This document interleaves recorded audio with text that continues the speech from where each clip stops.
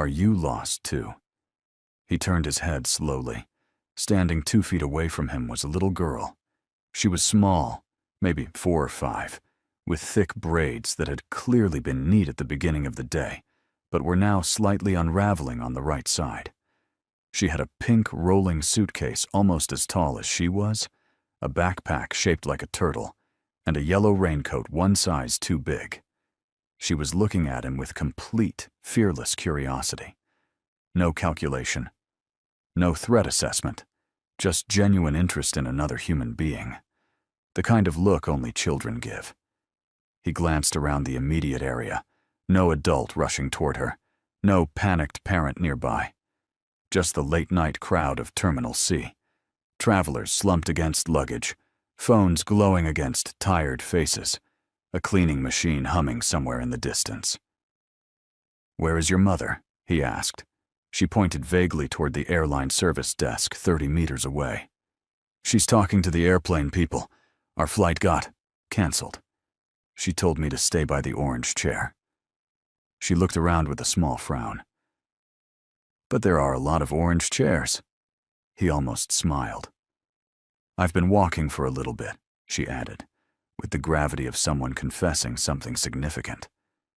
Every instinct he had said to take her to a staff member, hand her over, return to his seat. Clean, efficient, uninvolved. Instead, he heard himself say, "Yes." She blinked. "Yes, what?" "Yes," he said. "I'm lost too." She considered this with the seriousness of a small judge. Then she nodded once and sat down beside him, dragging her enormous suitcase in front of her like a shield. "My name is Lila," she said. "I'm 5. What's your name?" He told her. She tried it. Got it wrong by 1 syllable. Didn't apologize. "That's a hard name," she said, without any cruelty. Just observation. "Yes," he agreed. "My mommy has a hard name too. People always say it wrong. She smiles and lets them." Lila swung her feet, which didn't reach the floor. "Do you smile when people say your name wrong?" "No." "What do you do?" "I correct them." She nodded slowly. "My mommy says that's valid too." He looked at her sideways. "You talk like you're 30. She seemed pleased by this. "My mommy says I came out already knowing things." A silence settled between them, oddly comfortable, the kind that doesn't need to be filled. Then, "Why do you look sad?" He didn't answer immediately. He was not in the habit of answering personal questions. He was barely in the habit of being asked them. "I was waiting for someone," he said finally. "Did they not come?" "No." She thought about this with her whole face, forehead creased, lips pressed together. Then she said quietly, "My mommy says grown-ups get lost in their hearts, not their feet." The words landed somewhere he hadn't expected. He had been sitting in Terminal C for 3 hours. He had come to Chicago following a thread so thin it barely existed. Its contact had mentioned a name in passing, said she might be passing through O'Hare tonight. He hadn't told anyone he was coming. He had simply boarded a plane and crossed an ocean. And what that said about him was something he preferred not to examine too closely. She hadn't come through the gate. He had watched every face, every coat, every woman with that particular walk. The kind that looks like someone who always knows exactly where they're going, even when they don't. Nobody. His own flight had departed 40 minutes later. He had not moved. Now he was sitting with the wreckage of that choice, and a cold cup of black coffee, and a 5-year-old who had just said the most accurate thing anyone had said to him in years. "Maybe she got lost too," Lila added, still watching a luggage cart roll past in the distance. He went quiet, not the comfortable kind. "We should find your mother," he said. "Yes." She slid off the seat, grabbed her suitcase handle with both hands. "She's probably doing the face." "What face?" Lila scrunched her nose, pressed her lips together, and produced the expression of someone trying desperately to remain calm while spectacularly failing at it. He recognized it. He had made people wear that expression many times, in rooms with considerably higher stakes than a canceled flight. "Come," he said, standing. He didn't reach for her hand. He had no experience with children. None. And had spent his adult life making sure of it. But Lila solved the problem by reaching up and wrapping her fingers around two of his without asking. The way you pick up something that clearly belongs in your hand. Her hand was very small. He walked stiffly for 3 steps. Then something in him adjusted and simply allowed it. They moved through the terminal, the man in the black suit and the small girl in the yellow raincoat, her pink suitcase rattling loudly across the tile. A passing businessman glanced at them and then looked quickly away, as if he'd interrupted something private. They reached the airline service desk. Long line. He scanned the crowd. "Is she here?" he asked. Lila stood on her toes. "No. Maybe she went back to find me." "Do you know her number?" Lila recited it without hesitation. He looked at her. "She made me learn it," Lila said. "She said if I'm ever lost, I find a safe person and give them the number." She studied him. "You look safe." No one had ever called him that. Not once. He dialed. 4 rings. Voicemail. A woman's voice. Warm, composed. The voice of someone who had learned a long time ago to sound steady even when she wasn't. Said, "You've reached Naya. Leave a message, and I'll get back to you." He went completely still. Not because of what she said, because of the voice itself. He had carried that voice in his memory for 6 years. He had told himself he'd probably distorted it, made it something it wasn't, the way grief quietly edits things it's trying to keep alive. But there it was. Exactly as he remembered, he ended the call without leaving a message. "Is she not answering?" Lila asked. "Busy," he said. His voice came out steady. He was good at steady. "We'll look for her." "Okay," Lila said, with the total trust of someone who has made a decision and sees no reason to revisit it. "Stop right here." A little girl walked up to a stranger in a crowded airport and decided he looked safe. Out of everyone sitting in that terminal, she chose him. If that image is sitting somewhere in your chest right now, don't let it pass quietly. Subscribe and stay with this story, because what's coming is going to reach somewhere you weren't expecting. Drop a comment and tell us, has a stranger ever made you feel less alone? Even briefly. Even in the most unlikely place. The people who know what that feels like are exactly who this channel was built for. They checked the gate areas, the family restrooms, the small cafe still open at the far end of the concourse, where a tired barista was wiping the counter with the slow movements of someone counting down the last minutes of their shift. No one. Lila had not panicked. She walked beside him with the careful composure of a child who had decided that worrying was not useful, though he could see she was gripping her suitcase handle tighter than before. "Tell me about your mother," he said, partly to distract her. Only partly. Lila considered where to begin. She works very hard. She goes on lots of planes. She says it's for her job, but I think she also just likes looking at clouds. She dragged her suitcase over a seam in the floor. "She makes really good tea. She's teaching me Swahili. And she laughs really loud when something is funny. Not a polite laugh. A real one." "Do you laugh like that?" she asked. "No. My mommy says real laughing is brave." She looked up at him.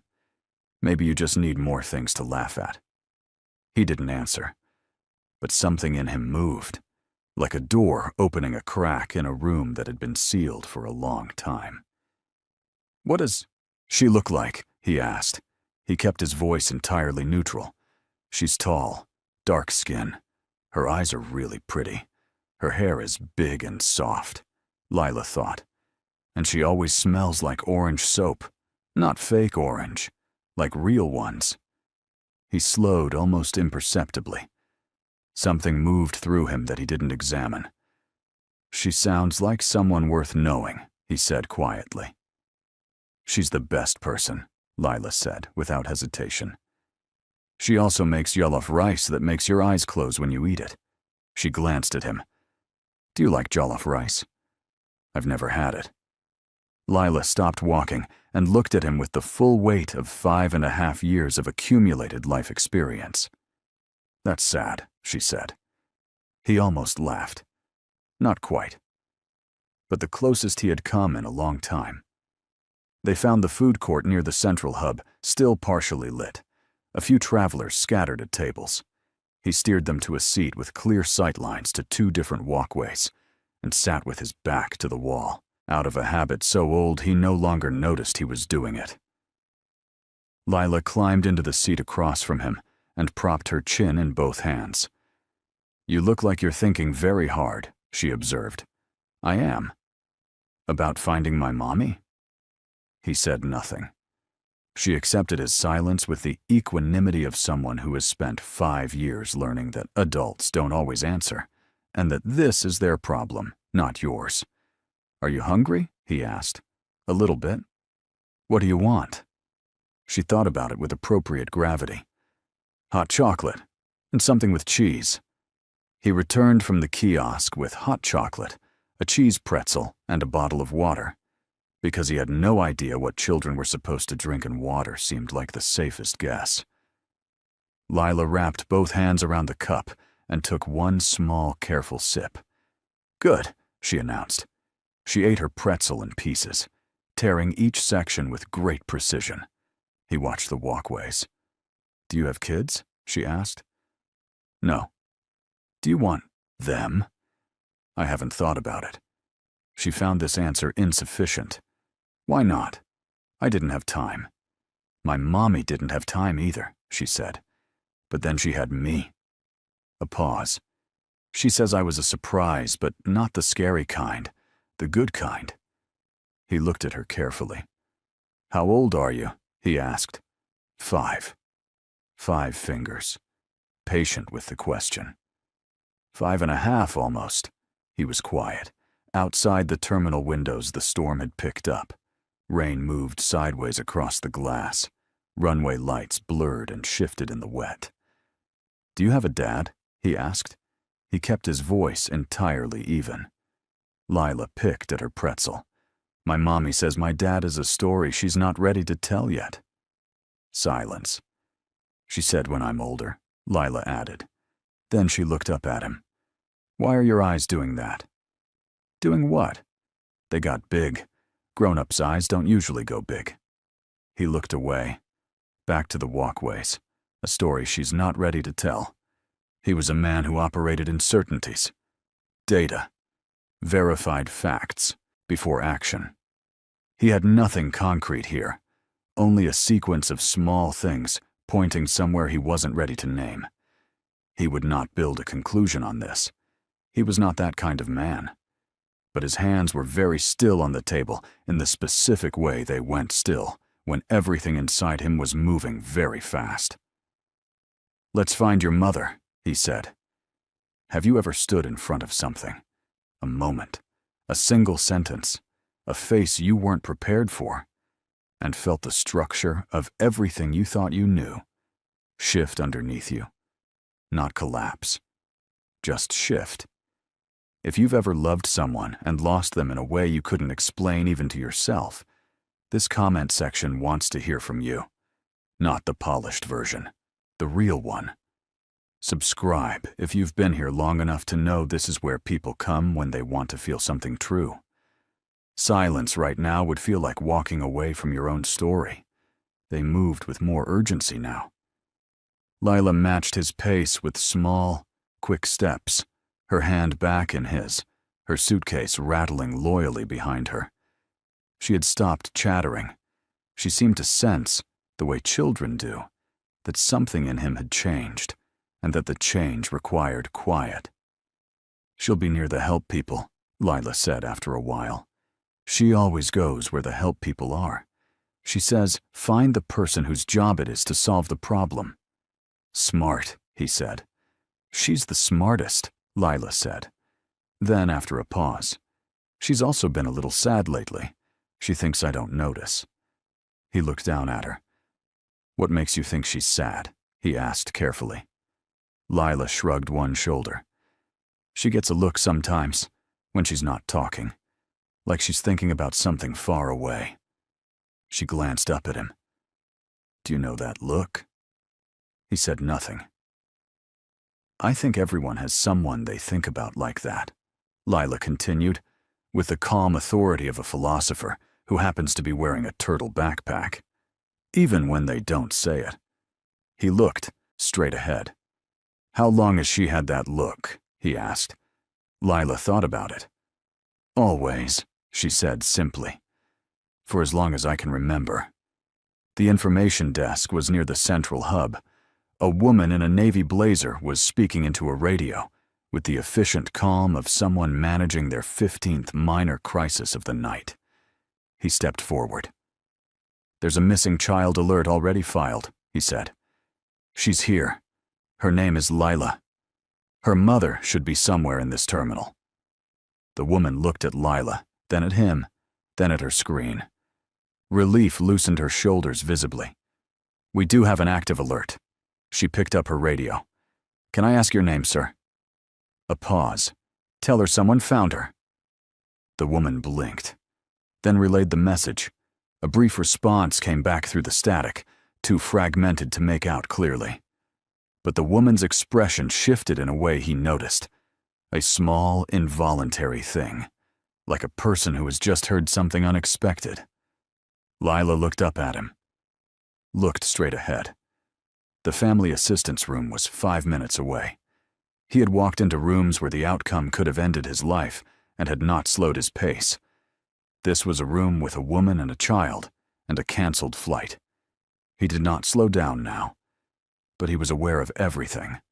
The length of each corridor, the weight of Lila's hand, the sound of his own footsteps on the tile, a story she's not ready to tell. He turned the final corner. And there she was, standing outside the family room, speaking to a security officer, phone gripped in both hands. Her back was straight in the way that people hold themselves when they are afraid and have decided that showing it is not an option. Long, dark coat, hair pulled up, a few pieces fallen loose around her face. She looked exactly as he remembered. And nothing like what he had been imagining for 6 years, because imagination always flattens people into the version you need, and the real person is always fuller and more complicated and more devastating than that. She turned before Lila could call out. She turned as if she felt the weight of being looked at from across the corridor. Her eyes found Lila first. Instant, overwhelming relief flooding her face. And she dropped to her knees and opened her arms, and Lila ran the last 10 feet, suitcase rattling behind her, and crashed into her mother. And they held each other with the specific tightness of people who have just been reminded that love is not a feeling. It is a grip. He stood still. Then the woman looked up. She looked up the way you do when you already know what you'll find, when the body has already processed what the mind hasn't caught up to yet. Her eyes found him. She went completely still. Not the frightened kind, the kind that happens when the world rearranges itself in 1 second, and every category you have used to organize your life stops making sense at the same time. He watched something move through her face that he couldn't name. Something that traveled like water through a cracked surface, finding every line. Neither of them spoke. Lila pulled back from her mother's arms, looked between the two adults and said, "I found him." The security officer quietly stepped back. The woman stood slowly, one hand still on her daughter's shoulder, and stared at the man in the black suit who had crossed an ocean on a rumor and missed his flight and spent an hour holding her daughter's hand through a terminal he had no business being in. "What are you doing here?" she asked. Her voice was careful, exactly as careful as it needed to be. "I was in the area," he said. Something crossed her face. Not quite a smile, not quite the opposite of one. "Terminal C," she said. "Gate C-14. She stared at him. "How long?" she asked. "Long enough to miss my flight." A silence, The ambient sounds of the terminal, distant announcements, rolling luggage, the muffled storm, filled the space where the next words should have been. "Because of me?" she asked. He didn't answer. That was answer enough. She looked down at her daughter. Lila was watching both of them with her chin slightly raised and her hands clasped around her turtle backpack, wearing the expression of a 5-year-old who has done something she is quietly and completely proud of. "Did you tell him anything?" the woman asked softly. "I told him my name," Lila said. "And I told him you have a look."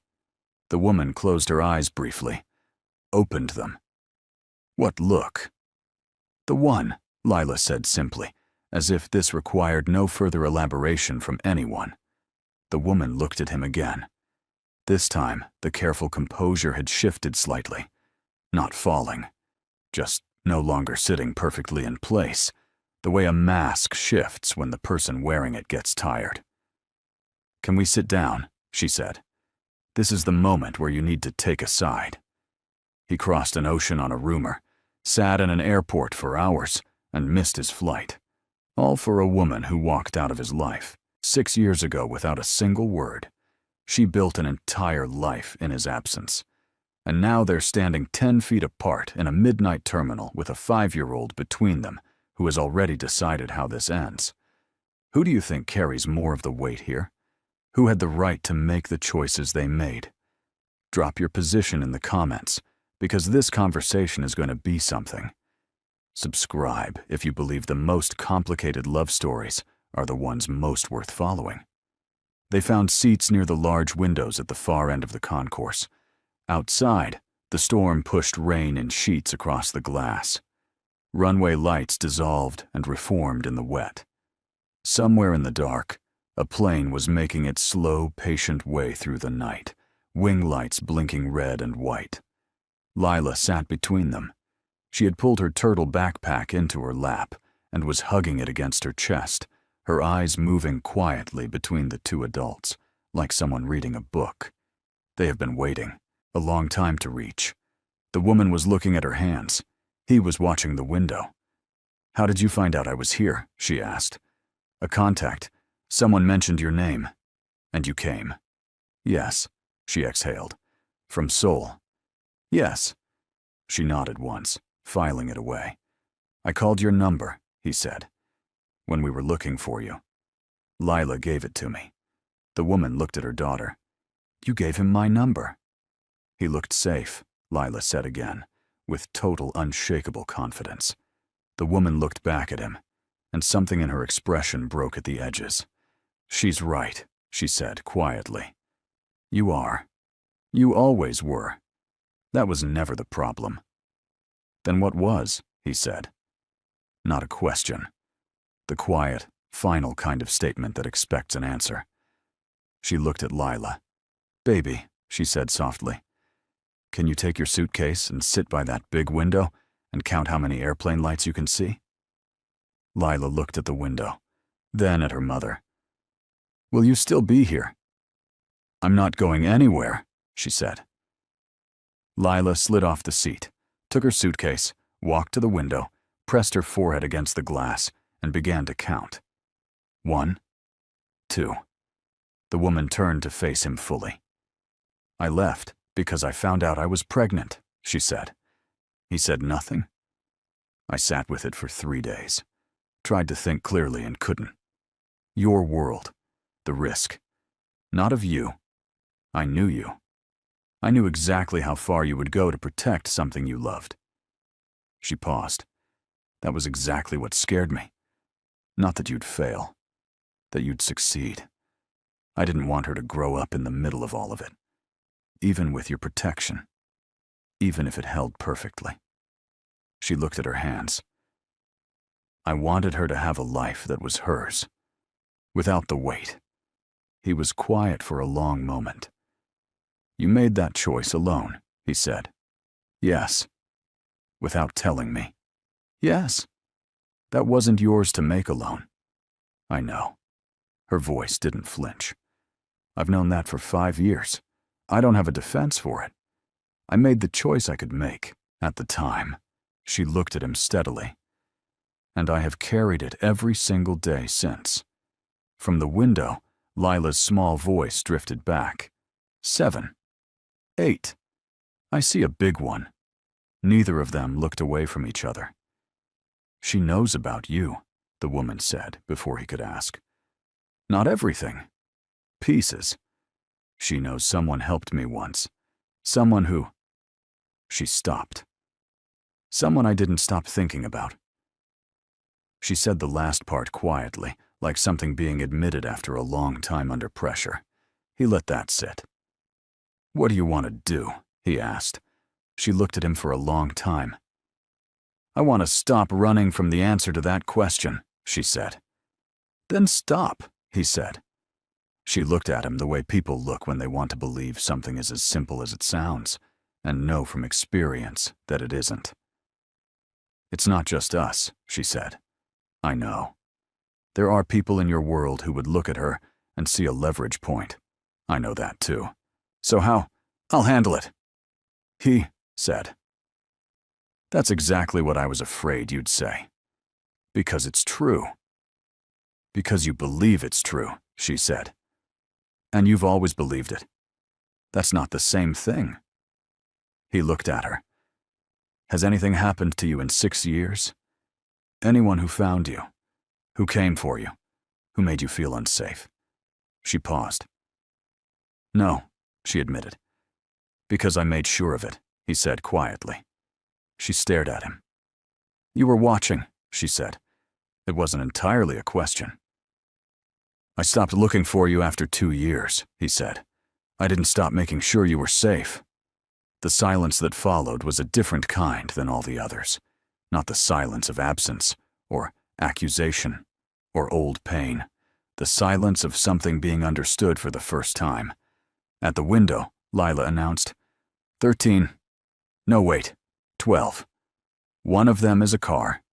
Neither of them spoke for a moment. Then the woman said, very quietly, Why? He looked at her. You know why, he said. She looked down at her hands again. When she looked back up, her eyes were bright. Not tears. Something more restrained than that.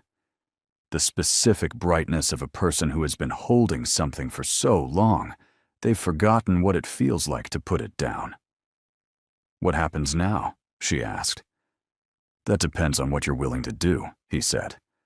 I live in London, she said. I know. She blinked. Kensington, he said. The building with the green door, 3rd floor. She stared at him. You've known where I was, she said slowly. For 4 years. And you never came. You needed space, he said. I gave it to you. She was quiet for a long moment. He could see her reassembling something inside herself, taking information she had organized one way and having to organize it completely differently. You were waiting for me to come back, she said. I was waiting, he said, for you to be ready. She looked at him for a long time. Then she looked at Lila, who had turned from the window and was watching them both with ancient, careful eyes. Mommy, Lila called. I think the storm is stopping. The woman looked at the window. She was right. The rain had slowed. The glass was clearing. The runway lights held steady now, no longer dissolving. She looked back at him. She has your eyes, the woman said quietly. I've never said that out loud before. Something happened in his chest that he did not have a name for. Not the absence of feeling. The opposite of that. The specific sensation of something returning to a place it had been kept out of for so long that the return itself felt like pain and relief at exactly the same time. I want to know her, he said. The woman held his gaze. She already knows you, she said. She just didn't have a name for you yet. Lila stood up from the window seat, picked up her backpack and her suitcase, walked back to them, and climbed into the seat between them with the ease of someone who had always planned to be exactly here. She looked at him, then at her mother, then at the narrowed space between the two adults, which was measurably smaller than it had been when she'd left for the window. "Are you still lost?" she asked him. He looked at this child, at the woman beside her, at the rain-cleared glass and the steady runway lights, and the long night that still had hours left in it, and whatever came after the night. "No," he said. Lila nodded once, satisfied, as if the entire evening had proceeded exactly according to a plan she had made in her head when she first walked up to a stranger and asked him a question that had no wrong answer. She leaned sideways against her mother. Her mother put one arm around her, and after a moment, without looking at him, the woman reached across Lila and placed her hand over his on the armrest. Not a gesture, not a statement, just a hand finding another hand in the dark. He turned his palm over and held on. Outside, the storm was gone, the first pale edge of something that wasn't yet dawn, but was the direction of it, sat low on the horizon beyond the runway. Somewhere in the terminal, a flight was being called. A gate was opening. The airport was slowly, quietly beginning its next chapter. And three people who had found each other in the most unlikely way, in the most unlikely place, on the most unlikely night, sat together near a window and breathed for the first time in a very long time. But here is what none of them knew yet. What was waiting on the other side of that night would test every single thing they had just chosen. Because the man in the black suit had a world. And that world had people in it. People who had been watching the same thread he followed to Chicago. People who understood, better than anyone, that the one way to reach a man who fears nothing is to find the thing he would give everything to protect. And somewhere in that airport, in the early hours of the morning, a phone was ringing in a jacket pocket that did not belong to him. And the person calling it knew exactly where he was. If you made it to the end of this first chapter, you already know this story is not finished. Not even close. There is a world waiting outside that airport. A world with enemies in it, with secrets that haven't surfaced yet, with a little girl who chose a stranger and changed 3 lives in one night. If this story reached somewhere in you, subscribe. Not as a reflex, as a choice. Because this channel is where people who have loved complicated things, lost them, and kept going anyway, come to feel seen. Drop a comment. Not a polite one. The real kind. Tell us what you felt in this first chapter. Tell us what you think is coming. We read every single one. Now let's dive into the next part. He almost didn't answer it. The phone had been vibrating in his inside jacket pocket for the past 40 seconds. He had felt it, counted the intervals, recognized the pattern. Not a random caller. Someone who knew his private number and was willing to call it 3 times in a row at 2 in the morning, which meant it was either an emergency or a provocation. In his world, those 2 things were often the same. He looked at the woman beside him. She had fallen into a light sleep against the window. Lila curled against her side. The little girl's yellow raincoat spread over both of them like a blanket someone had arranged with great care. Lila's mouth was slightly open. Her turtle backpack had fallen sideways on the seat. He had not slept. He had sat very still for the past hour and watched the 2 of them breathe and thought about things he did not yet have language for. He stood carefully, making sure not to disturb either of them, and walked 20 feet down the concourse before he answered. "You're in Chicago," the voice said. No greeting. No preamble. The voice of a man who had never once needed those things. He recognized it immediately. Low, unhurried. The particular cadence of someone who had not raised his voice in 20 years because he had never needed to. Park Sung-jin, 61 years old, the closest thing he had to a mentor, and therefore the person he trusted least in the world. In his world, proximity and trust moved in opposite directions. "I'm traveling," he said. "You missed your flight," Park said. "You have never missed a flight, not in 14 years. So I'm asking myself why a man like you sits in an airport for 3 hours instead of boarding his plane." He said nothing.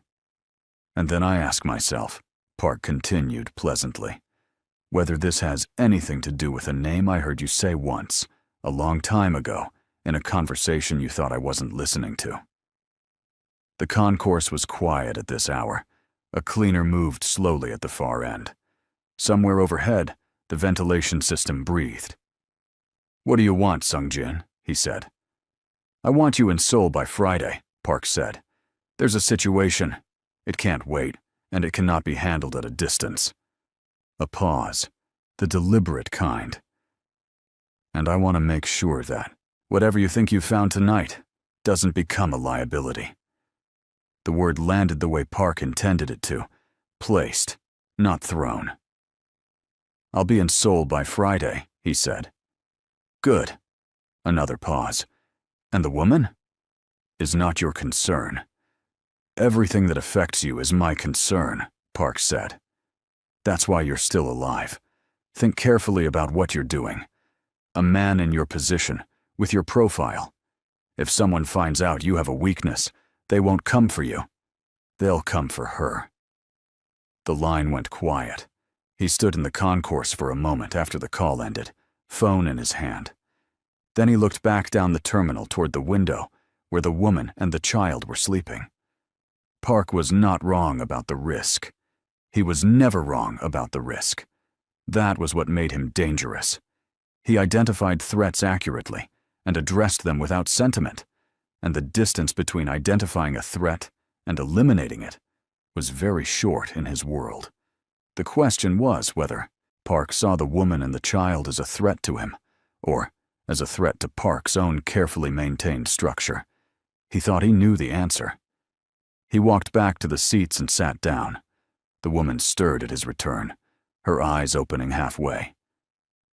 "What time is it?" she asked, her voice low with sleep. "Almost 4. She looked at Lila, still asleep against her. Something moved through her face. Something private and complete. The look of a mother watching her child sleep that belongs to no one else. Then she looked at him, and the look became more complicated. "You didn't sleep," she said. "I got a call." She was awake immediately. Not the slow kind of awake, the kind that had learned over years to arrive fast. "From your world," she said. "Yes." She looked at him carefully. "How bad?" "Not bad yet," he said. "But it's a signal. Someone is paying attention to the fact that I'm here." She absorbed this without visible alarm, which was one of the things about her that had always stopped him. This quality of receiving difficult information without performing a reaction to it. She processed underneath and showed you the result, not the processing. "What does that mean for tonight?" she asked. "It means I need to move carefully," he said. "It means that whatever we decide here, we decide it, knowing that my world is not a thing I can simply step out of, not immediately, possibly not ever completely." She looked at her hands. "I know that," she said. "I need you to know it differently now," he said. "Not theoretically, actually." She looked up. "What are you saying?" "I'm saying that I'm going to do everything in my power to make sure you're both protected. But protection in my world is not a passive thing. It requires structure. It requires decisions. It requires you to trust that I know what I'm doing, even when I can't explain every step to you." She was quiet for a long moment. "That's what I couldn't do before," she said. "Trust what I couldn't see." "I know. And you're asking me to do it now." "I'm telling you," he said, "that I understand why you couldn't then. And I'm asking you to consider whether anything has changed."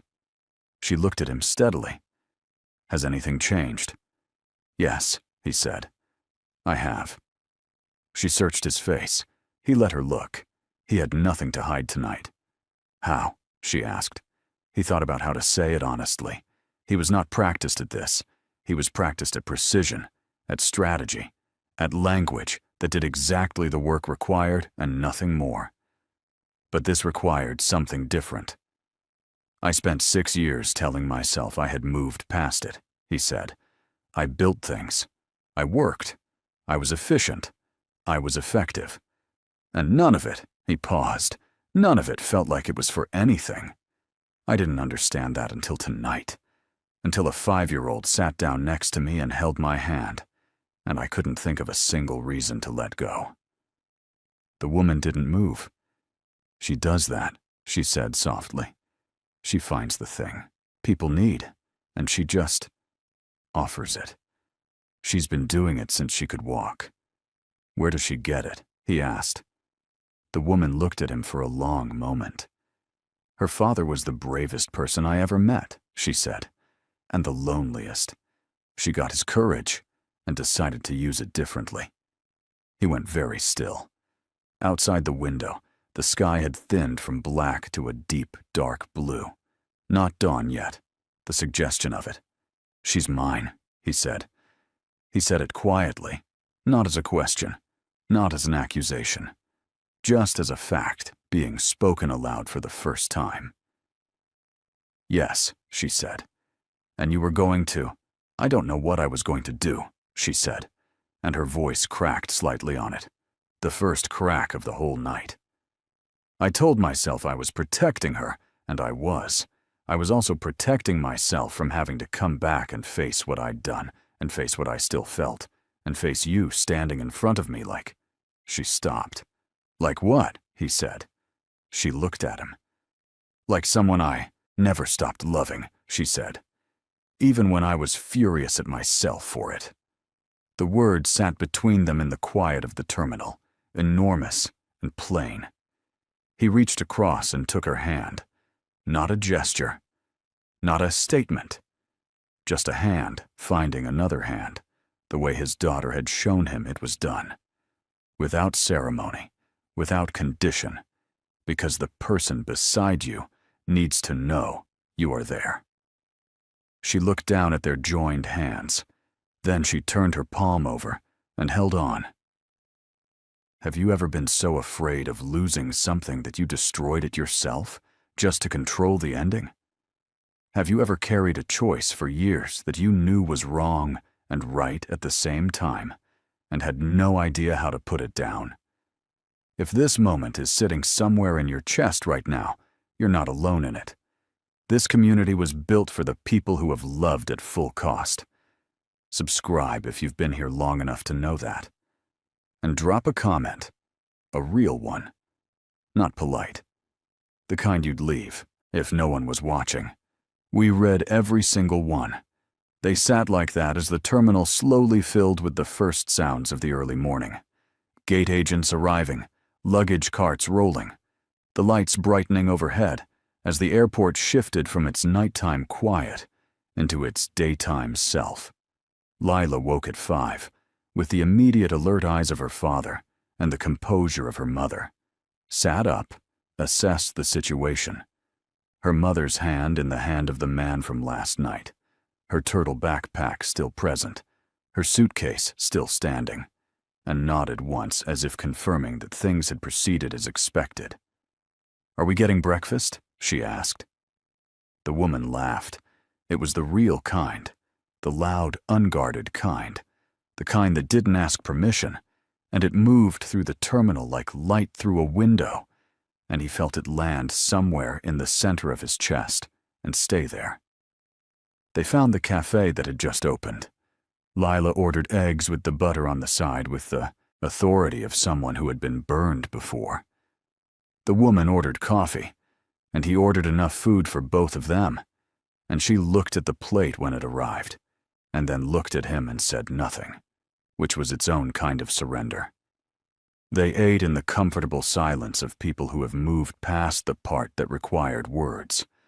Lila narrated quietly, the man asleep at his table, the woman with the enormous suitcase, The small, anxious dog in the carrier under the chair of a young man who kept checking his phone. That dog knows something the man doesn't know yet, Lila said. The dog is anxious about travel, the woman said. No, Lila said firmly. That's a different face. He looked at the dog. The dog looked back with the steady, mournful gaze of an animal who had seen too much. She might be right, he said. The woman pointed her fork at him. You have been here one night. Long enough, he said. She fought the smile. Lost. He watched her lose it and felt something settle in him that had been unsettled for years. After breakfast, they walked back through the terminal, Lila a few steps ahead, narrating to her turtle backpack. He and the woman walked beside each other, close enough that their arms touched occasionally. I have to go back to Seoul, he said. I know. There are things I need to close out, decisions I need to make about how I operate going forward. It won't be immediate. It won't be simple. I'm not asking you to dismantle your life overnight, she said. But there are parts of it that have to change. Yes, she said. There are. I need to know you understand what that process looks like, he said. It's not clean. There will be moments where I have to do things you won't like in order to reach the outcome we both want. She was quiet for a moment. Will you tell me the truth when I ask? Yes. Even when it's difficult? Especially then, he said. She looked at him. That's all I ever needed, she said. Not perfection. Not a different life. Just the truth. I know that now, he said. I didn't know how to give it before. She held his gaze. Neither did I. Ahead of them, Lila had stopped and turned around, supervising their walking distance with visible concern. You're too far apart again, she said. He looked at the woman. The woman looked at him. He held out his arm. She looked at it for exactly 1 second, the second of a person stepping off something they have been standing on for 6 years. And then she put her hand through his, and they walked to the gate together, while Lila watched with quiet, complete satisfaction, and then turned and led the way. At the gate, Lila fell asleep again almost instantly, her head in her mother's lap. The woman stroked her hair without looking at it. She really does have your eyes, she said softly. He looked at the sleeping child, at the face he had not known for 5 years, and could not imagine not knowing now. I want to be there, he said. Not from a distance, actually there, for the things that matter. School pickups, she said. Weekend arguments about butter being on the side. All of it, he said. She looked at him. You understand what that means, what it looks like from the outside. People will find out. Let them find out, he said. Your people. My people will understand that she is protected, he said. Not a vulnerability, not a leverage point. Protected. Anyone who thinks otherwise will be corrected. She heard the weight in the word corrected, and did not flinch from it. And Park? She asked. He looked at her. You heard the name? I was half asleep, she said. Not fully. He almost smiled. Park is a problem I will handle before I arrive in London. She looked at him carefully. Handle how? Carefully, he said. And permanently. She was quiet. Then, promise me it won't come to our door. It won't come to your door, he said. I will make sure of it before I step onto that plane. She studied him for a long moment. Then she nodded once. The nod of someone who has decided to believe something, not because they have proof, but because they have chosen to. When will you come? She asked. 2 weeks, he said. Maybe less. Lila will ask every day. Tell her 2 weeks, he said. I'll try to make it less. She looked at him. Don't try. Do it. She counts things. She'll hold you to it. Good, he said. She looked surprised by that. I need someone to hold me to things, he said. I've spent 20 years with no one to answer to." She held his gaze. "How has that been?" "Efficient," he said, "and completely empty." The gate agent called the London flight. The woman woke Lila with the quiet, practiced motion of someone who had done it thousands of times. And Lila came back to herself in the way she always did. Immediately, completely, with zero transition. She found her backpack, checked her suitcase, stood up. Then she looked at him. "Are you coming?" she asked. "Not on this one," he said. She looked at him steadily. "But you're coming." "Yes." "To London." "To London." She thought about this for a moment. Then she reached into her turtle backpack and took out a piece of paper, folded many times, slightly crumpled, clearly important to her for some time. She unfolded it carefully with both hands. A crayon drawing. A small figure in yellow. A tall figure in dark. Between them, two hands connected. The hands were drawn in careful, deliberate strokes, slightly smudged, but clearly intentional. Clearly done more than once until they looked right. She held it out to him. He took it. "So you remember what we look like," she said. He looked at the drawing for a long moment. Something moved through him that had no name and didn't need one. He folded it carefully and placed it in his inside jacket pocket. "I won't forget," he said. She nodded, satisfied, and then took her mother's hand without ceremony and began walking toward the gate. The woman paused at the entrance. She turned back. She looked at him standing in the gate area with a child's crayon drawing in his pocket, and the morning coming through the windows behind him, and everything that had been impossible for 6 years, somehow arranged differently now. Not simple, not clean, but possible. Actually possible. 2 weeks, she said. Less, he said. She held his gaze one last moment. Then she turned and walked through the gate. He watched until the door closed behind them. Then he sat down in the empty gate area and did something he had not done in longer than he could remember. He made a call that had nothing to do with strategy. He called his own lawyer, his personal one, not the firm's. He gave him instructions, specific ones, the kind that take years to prepare for and seconds to say, about a trust, about a name to be added to documents, about the kind of protection that exists on paper and therefore cannot be argued with. Then he made the second call. Park answered on the first ring. "I've been thinking about what you said," he told him. "Good," Park said. "You were right that having something to lose makes a man vulnerable," he said. "You were wrong about what to do about it." Silence.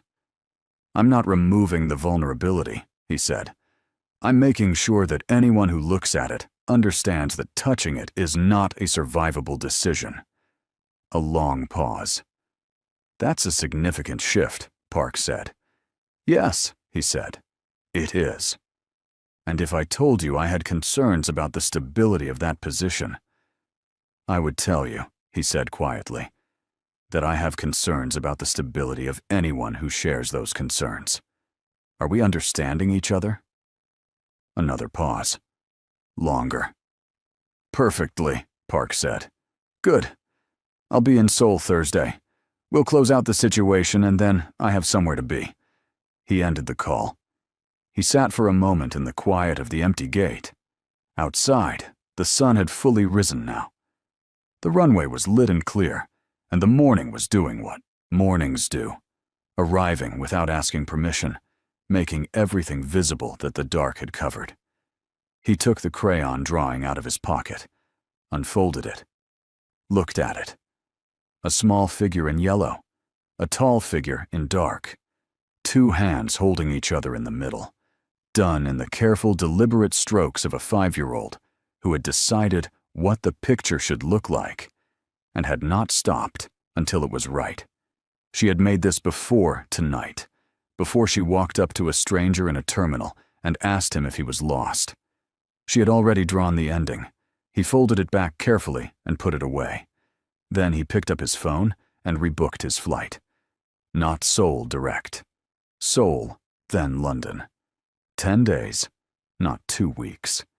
He had things to close, a world to restructure from the inside, decisions that would take time and care, and the specific kind of precision that meant no loose ends, no exposure, nothing that could follow him through the door he was about to walk through. But the door existed now. It had a green frame and a third-floor flat, and a little girl who counted things and held people's hands without asking, and had drawn a picture of an ending she believed in, before she had any reason to. He stood up. He walked through the terminal in the full morning light, past the cafe where they had eaten breakfast, past the gate where they had slept, past the spot in Terminal C where a small girl had rolled a pink suitcase up to a man in a black suit and asked him the question that had rearranged his entire life in the space of a single night. He did not look like a man who was lost. He looked like a man who knew exactly where he was going. And 9 days later, on a Tuesday morning in London, a black car stopped outside a building with a green door in Kensington. A man in a dark coat stepped out, carrying nothing except a small package and a crayon drawing folded in his inside pocket. He pressed the buzzer for the 3rd floor. A few seconds passed. Then a voice, small, immediate, completely unsurprised, came through the speaker. "I knew it would be less than 2 weeks, Lila said. He stood at the green door. "You counted," he said. "Every day," she said. The door buzzed open. He went in, and upstairs, on the 3rd floor, a woman stood in the hallway, with her arms folded and her eyes bright and her hair loose around her face. And beside her, a small girl in a yellow cardigan was bouncing slightly on her heels with the contained excitement of someone who has been waiting for something they were certain was coming. He stopped in the doorway. He looked at the woman. She looked at him. "You're early," she said. "I told you I'd try," he said. "You said less than 2 weeks." 9 days, he said. She held his gaze. Then her mouth curved. Slow. Real. The kind that started in the eyes first. 9 days, she said. Lila reached up and took his hand. He looked down at her. She looked up at him with those eyes, his eyes in her face clear and direct and entirely certain. "Come in," she said. "I'll show you my room."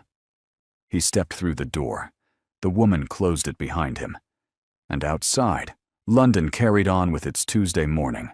The traffic and the gray sky and the particular light of an autumn day that cannot decide between clouds and sun, entirely unaware that inside a 3rd-floor flat with a green door, 3 people were beginning something that had been a long time coming.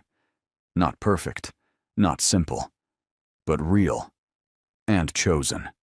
Fully, finally, chosen. If you stayed until the end of this story, then you know that it was never really about an airport. It was about the things we abandon out of fear and spend years grieving quietly. About the children who see through every wall we build. About the love that survives our worst decisions and waits, not because it has no other choice, but because it knows something we haven't admitted yet. If this story reached something in you, subscribe. Not as a reflex, as a recognition. This channel is for people who understand that the most important arrivals are always the ones we almost didn't allow. Leave a comment and tell us what this story gave you. Tell us what it reminded you of. Tell us what you would have done differently. This community reads every word, and we will see you in the next story.